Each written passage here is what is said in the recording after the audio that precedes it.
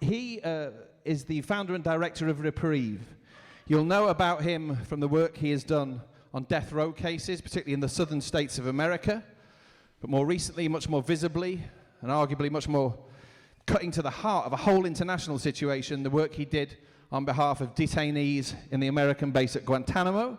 In his hometown, or adopted hometown of Bridport in Dorset, they have done experiments or democratic activities which are of a piece with a lot of what we've talked about today. So it gives me great pleasure to introduce to you Clive Stafford-Smith.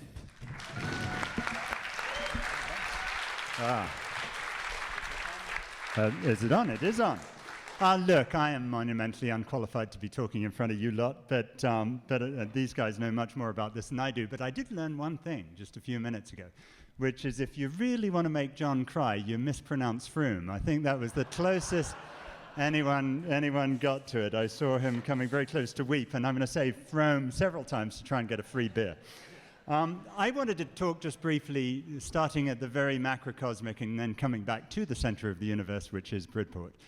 And I hope you're not going to disagree with me. I shall come and have to harass you and torture you or whatever it was in group 15. One of the problems we've had, it seems to me, for the last many years is that our politicians have forgotten how to dream. And if you don't have a dream, it's very hard to figure out how to put your dream into action. And it seems to me, I have a mother who's a very, very dear woman who lives up in near Newmarket, and she has voted Tory since 1642. And I love her dearly. I tried to get her to stop reading the Telegraph one year, and when she was drunk, I got her to agree to swap papers for a month. I get back to Bridport, and she emails me and says, "But dear, I have coupons." And so I never got her to do that. But my mother's dream is the same as my dream. My mother's idea of utopia is the same as my idea of utopia. And the problem with most of the decision-making that's made in politics, it seems to me, is if you don't have a dream, you don't know what steps you have to take to get closer to it. And if you do have a dream, and if every single step you ever take takes you one step closer to the dream, then you know where you're going and you're going to get there. And our politicians don't do that. If you ask our central politicians, I don't mean our brilliant politicians, I mean our central politicians, tend not to remember what that dream is. And, you know, just to give you one example from my line of work, obviously in our ideal society, we won't have prisons, obviously. We're not going to get there for a long time. But you don't get closer to having your ideal society by banging up more people in prison. It just doesn't work that way. You don't get closer to a society of equality by having less equality. So, and compromise is not about going in the opposite direction to what you believe in. Compromise is about not quite going as fast as you'd like to and not quite establishing utopia this month. Oh God, I thought I was about to be harassed and whatever. Someone tell me how to get him to cry, please. Look, the other aspect of politics that we've been lacking for a long time is passion. And it's a passion to do what really motivates you. And when people are passionate, it's not only so easy to do stuff, it's so much fun. They always ask me as a do-gooder, isn't it terribly, terribly hard work? Of course not. I mean, the idea of working for some corporate law firm, I'd throw myself off the top of the building tomorrow if I had to do that. But when you get up every morning and you get to do something that's really fun and that you're passionate about, it's great. And my problem is I think there should be 72 hours in the day. You know, the other thing about passion and persuading people is we tend to take ourselves far too seriously. My world is the death penalty. It's quite a serious little world out there, but if you take it too seriously, it's just not terribly persuasive. It is desperately important for us on the incredibly enlightened, sensible, civilized side of the world that all of you people are. It's desperately important for us not to take the world too seriously because sanctimony is incredibly unpersuasive. And on that front, I want to tell you first about a couple of things we've done in Bridport that I am absolutely not personally responsible for, except for a few really, really bad songs, because I think they operated quite effectively and they were great fun. One is on a negative, on stopping the West Dorset District Council Tory lunatics that they are from ruining our town. And they held this dreadful meeting where they wanted to impose on us I'm about to impose on you a spilt thing. They wanted to impose on us a planning system where they were going to ruin a whole part of Bridport. And we asked them to have the meeting on that in Bridport, because we have great facility, the Electric Palace, we'll have a lot of fun, all the people who care about it will be there. So their democracy officer said, no, you got to come to Dorchester, and by the way, we can only let 10 of you in.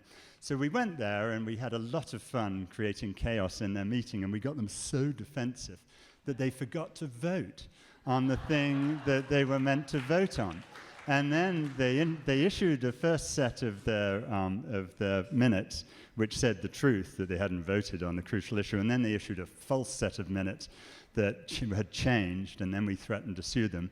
And then we told them, why don't we restage it in Bridport? Rather than sue you and cost you, a couple of £100,000 defending something you're going to lose, why don't you restage it in Bridport and we'll do it all fairly? And they said no. So we said, okay, we will.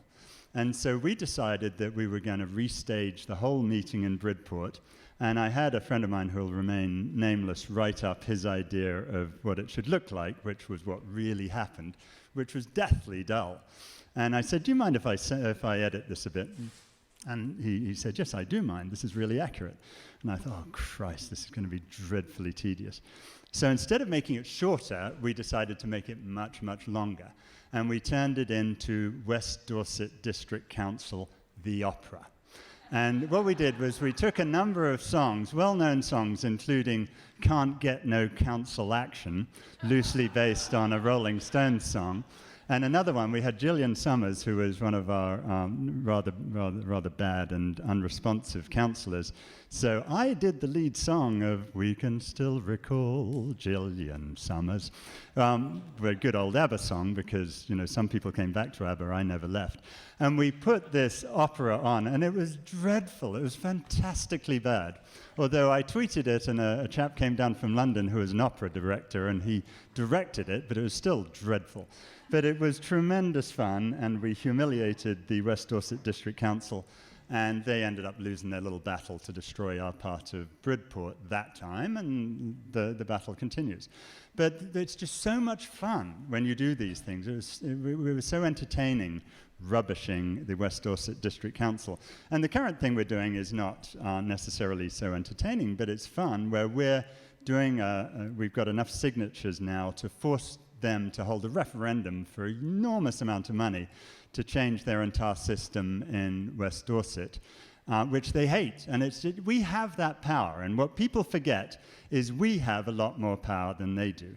I once thought about going into politics and trying to get elected. Oh, the hell with that. Politicians are generally, the big-time politicians, not the cool politicians, are afraid of us. And we have way more power than they do, as long as we don't take ourselves too seriously. And I was just listening to you guys a minute ago, and a few thoughts came to me about what we can do to make their lives miserable. Refugees, I love this refugee thing.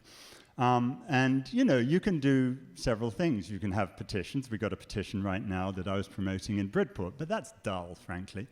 And we need to think about all the different passions you have and the ways that there's no one in this room who couldn't do something really significant for the issue that you're passionate about.